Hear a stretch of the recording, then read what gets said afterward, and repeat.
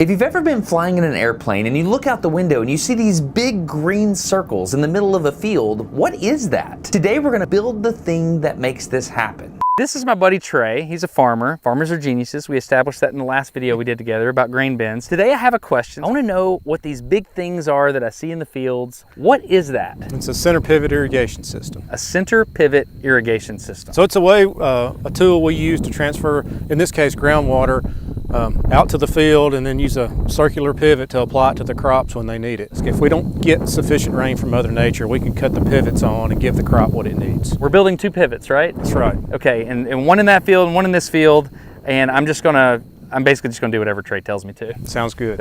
Let's go get smarter every day and learn about irrigation pivots.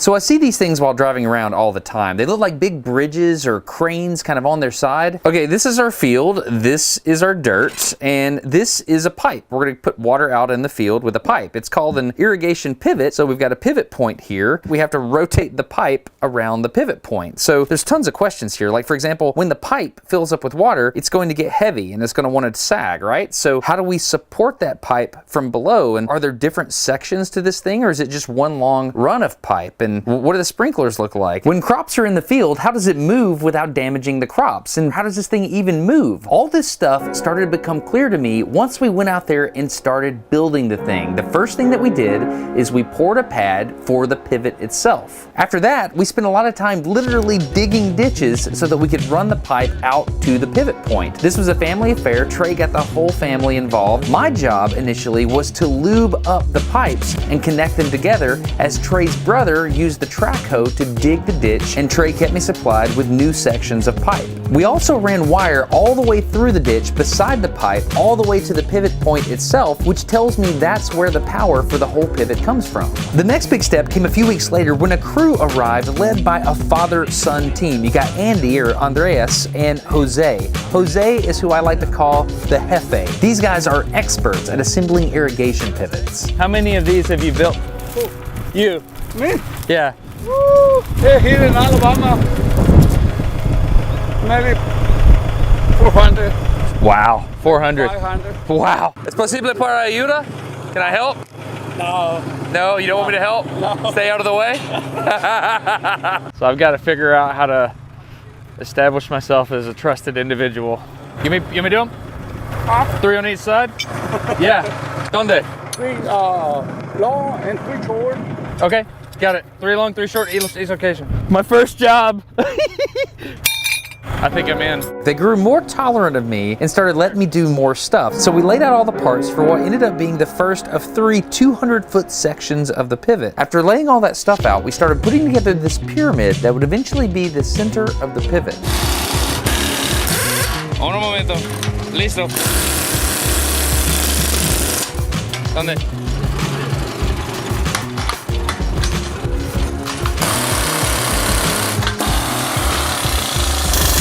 When I get out of the way. Next, we assembled an electronics box that would eventually run the whole pivot, and we attached that to the side of that pyramid. Jose then picked up the whole thing with a forklift and drove it over to the cement pad, where he put it down and bolted it to the concrete. Meanwhile, we jumped back over and started stringing together the large rods that would eventually support the whole pivot arm. These rods are in tension, and I thought it was really cool the way we clasped them together with these little bracket mechanisms. All right, teach me what my next job is, Andy. Yeah, it's got a gasket on each one. See, it's got a flat Yeah. inside. On the bottom, Uh-huh. it's different. Okay, just make sure not to pinch it. Yeah. All the bolts on one side? All both facing the same way. Okay, that all the way down, right? So I've learned what happens is there's like one task you learn, and then you do it 100 times. That seems to be the way this works. When we finished organizing the pipes, the tension rods, and the structural supports that holds it all together, we then unspooled electrical wire and attached it along the length of the pipe. We then started connecting these plastic tubes, which I'm pretty sure is how we're going to attach the sprinklers. I was a little upset because these things are soft, right? And so they're cross-threading when you put them in the metal, which is difficult. But Jose was explaining to me that that's on purpose, because if there's a storm and this whole irrigation system flips over or something, these things will break off and you won't damage the pipe. So that's on purpose. Another thing that I'm observing here, this pipe has a little spigot in every hole This pipe does not. It's empty. It's got one there. It's empty. It's got one there. And so at this point, I'm starting to understand. I'm thinking as this arc sweeps around the field, the arm that's closest to the pivot center, this one's not going to move as much as those out there. So if you have the same flow rate in each location, you're going to water the inside of the field more than the outside of the field, and that's bad. Oh no, we have hoses. What does this mean? And these are the sprinkler heads. Oh, they've got numbers. So it feels like we're going towards this. There appears to be a weight on the nozzle. The sprinkler head. So that holds it down over the crop, I guess. I was wondering what those were. They're weights. At this point, stuff started to get serious. Jose was on the forklift and he picked up one of the spans of the pivot, which I learned they call towers. We'd been hustling all day, but there was a definite increase in the expected pace coming from the bosses. Are we? Come on. Come on. Come on. Right there. Come on. Come on. Come on, guys. Come on. How do you do it? I couldn't get the bolts in because I didn't know what parts of the truss were in tension and what parts were in compression. Jose, of course, understood everything. Man, that's a man that's done that a lot. So we're building trusses, and I am the inexperienced man on the job. This feels stressful. Boy, this is happening fast. The gloves are in the way. Coming in. Just a whole pile of them. Once the tower started coming together, it was amazing to see how the pipe is an integrated part of the mechanics of the overall structure. So it does two things. It provides the water and it also provides structure. I'm jealous of the aprons. Very jealous of the aprons. At one point, I made a mistake and complained about the 90-degree heat. Nice. It's not hot. This is not hot? Hell no. The next big step was to attach the axle. Hey, come on. No. Watch it con los fingers. You know? Huh? Come on. Oh, yeah. At this point, one of my big questions was answered. We attached the drivetrain and an electric motor that would turn the wheels, and next, of course, we had to attach the wheels themselves. Interestingly, there was a second set of temporary wheels, which we had to bang into some piping so that we could pull this thing across the field. At the end here, so we gotta have the water flow from one section to the other. It's my understanding that this is gonna go up top, and this is going to be the interface between one section and the other. The next question though is, how do you keep one section of the pivot, if you're swinging around the field that way, how do you keep them lined up? So there's got to be limit switches in there somehow. I just don't know what those look like. So, I don't know. Look at him, he's about to pull this whole thing. We should probably get ready to walk. Jose pulled the first completed tower section all the way across the field and had to do quite a bit of a dance to back it up perfectly so that the connection point was right where it needed to be so we could bolt it up. That's it.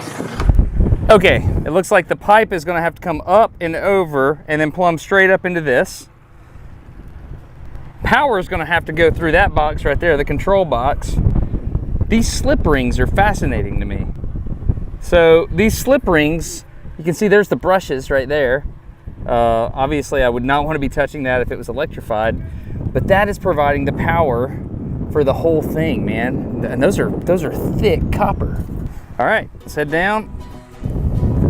1 Corinthians 3:7. Trey had that put in. So back to work. We had 2 more tower sections to build, which by now I kind of understood the process a little bit more, and I think I started to be helpful. I even got to wear one of those little aprons which carries the nuts and bolts, and I don't know if they were just being nice to me, but it made me really happy. Anyway, we got the wheels up and running on the second one, and then we took it over and attached it to the first. It's literally coming together. I'm starting to understand it. And then we got to build the third and final tower section, which had a wrinkle to it, which the first 2 sections didn't have. Oh, it's the end. That goes on the end. All right. I was wondering what Jose was getting. He's getting the big spooty thing on the end. So this being the outermost section at the end, it's essentially a large type sprinkler, you know what I'm trying to say. It shoots water way out beyond the end of the pivot. It's really fun to see the engineering involved in this little contraption. If you look, it goes to one side and then it cams over and it reverses direction, and it's all completely mechanical, and it's controlled by these little weights on the side. So it goes, this is gonna hit that.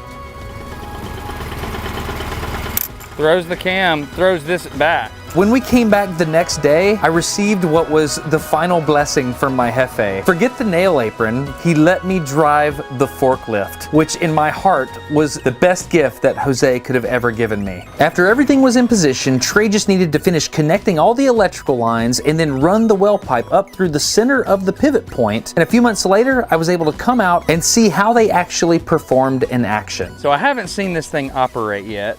I spent a lot of times working on these things in your field. All right, here's the wheel. And the wheel makes its own little path here, right? That's correct. Knowing you, farmers aren't lazy, but farmers are technologically advanced. So I would assume that you have the ability to turn this on from your phone right now. I do. Okay, we haven't talked about this. Whoa, almost threw your phone. I want you to see the phone, so we're going down into the beans. Okay, so this is how you set it. That's correct. So you're setting, it's in polar coordinates. So you're setting start 22 degrees, end 93 degrees, and that's cardinal directions, right? That's right. Okay. Zero's north, okay? Right, and so, You just uploaded that? yep, and so, well, Oh, I hear it. What do I hear? Oh, it's moving. see the water coming out of it? No, I don't. Oh, it's coming towards us. So it's priming it. It's priming it, and so, So there's air right here, and there's water down there. that's right. Check out this view from the pivot point. You can actually see the pipes get heavier as they fill up with water. It's coming towards us, and it's spraying a lot wider than I anticipated. That is a lot of flow, man. That is way more water than I thought. Can I run up the leg? You can. Oh man, golly. Don't touch those boxes up there. Don't touch the boxes, I will not.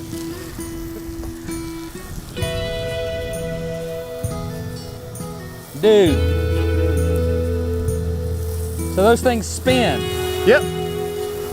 Do you like your pivot? I do like it. Do you? I do like it.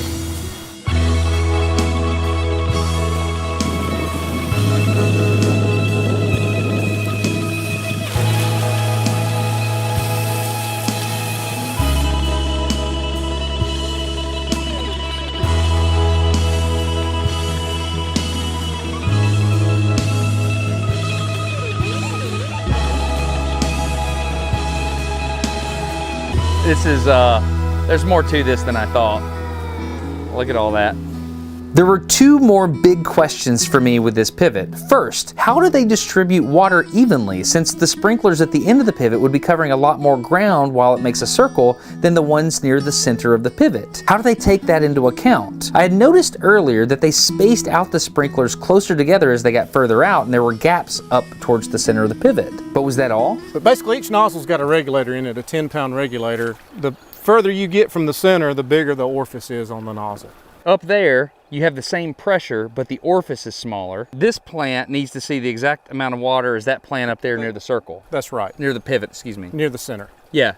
And so the way they do that is by varying the flow rate on each of these. That's right. And that was why it was so important for each nozzle to be numbered and go in its correct place. They needed to be assembled in the correct order. The second big question is how exactly do the pivot sections stay in line with each other? And usually slow-mo footage is what I like to do to learn something new, but in this case, I had to speed it up to see what was happening. This is a camera placed back at the center of the pivot, and I'm looking down the whole length of the line. Now, I'm speeding it up, and can you see what's going on here? The sections don't seem to be moving continuously, do they? They're kind of walking. They're starting and stopping. So what's happening here? We're on the second to last tower. So that tower down there is the last tower. That's the furthest point away from the pivot point. The pivot point is back up there. So we've got the box lid off here. We're not going to touch that because that's AC power, and that's a no-no. But if you look down here, you can see this bar right here on the left is connected to the far tower, okay? As the far tower moves in relation to the tower that I'm on, it adjusts this linkage right here. That linkage on that tower goes to this switch right here. and it's rotating that switch. On the inside of the box, that arm is connected to this little black cam, which rotates. Depending on the angle of that cam, it turns these little brown limit switches on and off, which then starts the wheels driving this particular tower section. So this little cam is the magic. It's telling this tower section whether it needs to move or stop in order to keep up with the next tower down the line. So what that means is that farthest tower is controlling the tower that we're on. And Trey, they're all controlled by the one further away from the pivot point, right? That's correct. Going back to this shot, you can see the entire control system at work. It's basically a game of follow the leader. The tower at the far end sets the pace, and everything in closer to the pivot follows suit with what engineers called bang bang controls. Each limit switch along the way tells the wheels when to turn on and off, and that ends up aligning it in what looks like to the naked eye a perfectly straight line, but it's not. It's a carefully choreographed control scheme, and I think it's awesome. Before we get in this big combine and go try to harvest some beans and measure them, I want to tell you about one thing. So I've started doing this thing that I think is really cool. It's a little silly, but I love it, so I'm going to tell you about it anyway. Way back when I did the baseball cannon, I sent everybody that was a patron a baseball. Then I asked people to stick with me for a while and continue supporting on Patreon, and they did. And I did this thing, and I didn't tell anybody about it. I called it the Supersonic Baseball Team, which I love, and I sent everybody a sticker for sticking with me. And I know it sounds silly, but I just love it. So that was last year. I've done something different for this year. I have created what's called the Smarter Everyday James Webb Space Telescope Space Team. And this year the stickers are holographic. And here's what I'm trying to do. I just want to give people something to say thank you for sticking with me. You don't need this. You don't need this sticker. But let's face it, look at it. You kind of want it, right? I do. You don't need it. This is just a way of me saying thank you to everybody that supports Smarter Every Day on Patreon. I lost a big sponsor this year, which was a pretty big deal. You get what I'm going for here. You understand what I'm trying to do, and you're willing to pitch in. So I'm gonna create a new team every year. And the cool thing about it is they're kind of nostalgic. Like last year, we built the Supersonic Baseball Cannon. This year, my dad worked on the James Webb Space Telescope. We made videos about that. And I'm already working on what we're gonna do next year for the team. So the point is not the sticker. The point is to say thank you for those that have stuck with me on Patreon. And if you consider checking that out, it's always hard to ask this sort of thing, but if you consider supporting on Patreon, I'd be grateful. You can do that at patreon.com/smartereveryday. There is still time to join the team for this year's sticker. If you're sticking with me at the end of the year, I'm gonna send you this sticker. So anyway, thank you so much to those that support at patreon.com/smartereveryday.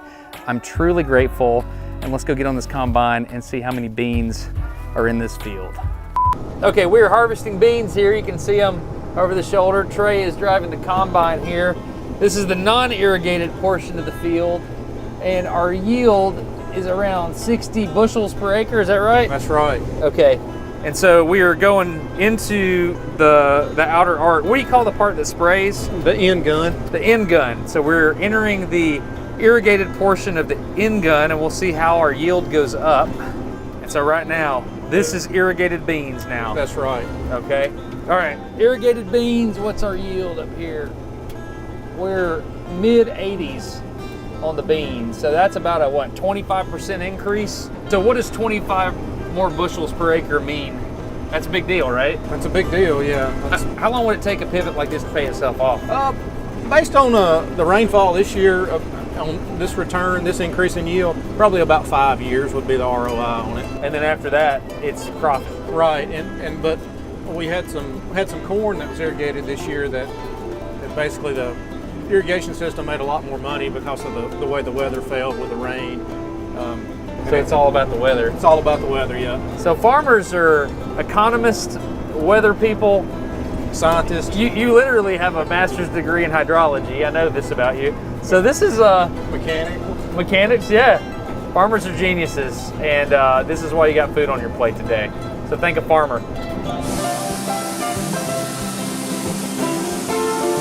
So I hope you enjoyed learning everything about pivots with me. It was fun building it, laying the pipe that feeds the thing with water, learning about the wells, and then ultimately getting to see the beans that the pivot helped make. So hope you enjoyed this episode of Smarter Every Day. I'm Destin. Feel free to subscribe if you're into this sort of thing, and consider supporting on Patreon if you're interested in that. Farmers are geniuses. Go say thanks to a farmer. They feed us. I'm Destin. You're getting smarter every day. Have a good one. Bye.